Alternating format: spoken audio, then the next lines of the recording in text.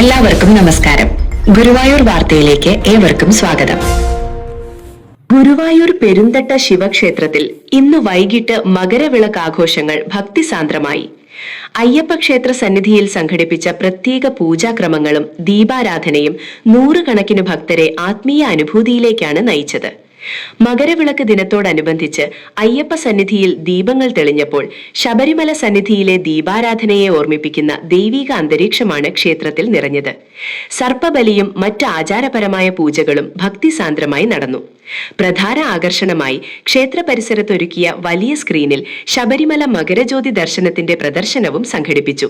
വലിയ സ്ക്രീനിൽ തെളിഞ്ഞ മകരജ്യോതി ദർശിച്ച് സ്വാമിയെ ശരണമയ്യപ്പ എന്ന ശരണഘോഷം മുഴങ്ങിക്കൊണ്ട് നൂറുകണക്കിന് ഭക്തർ സായുജ്യം പ്രാപിച്ച നിമിഷങ്ങൾ ഏറെ ഹൃദയസ്പർശിയായിരുന്നു.